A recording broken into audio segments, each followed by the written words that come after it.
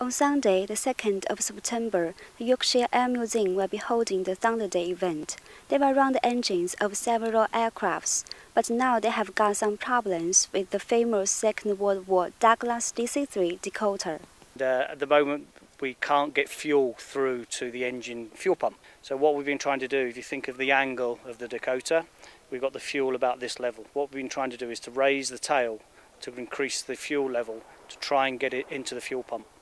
If we can get fuel into the fuel pump, we can then push it forward into the engine. But it's a bit of a struggle because we don't have any information about how to do it.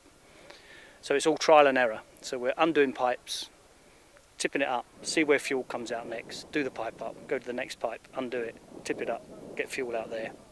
Trial and error. The museum got 2 new engines for the Dakota in 2011, but they have never run the engines in 10 years.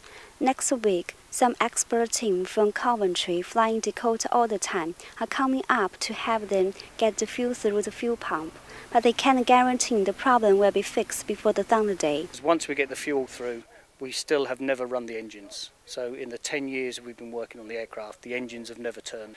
So we still don't know whether we'll get ignition. So even when we fix the fuel, we've still got some steps to go. So fingers crossed for the Thunder Day. Dakota is one of the most famous aircrafts in the museum. During World War II, the armed forces of more than 40 countries used the Dakota for the transport of troops, cargo, and wounded.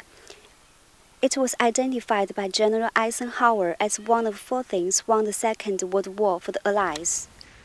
If the Dakota will not be ready for the Thunder Day, there will be 4 other prepared airplanes on display. We are very much hoping to have the Dakota up and running.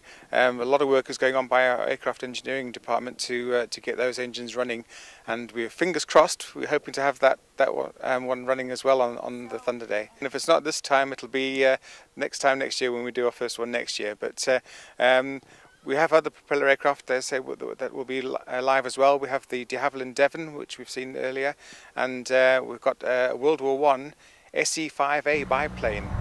So it's a fantastic little aeroplane, and probably love to see these engines being fired up and hear the sound of real propellers firing up.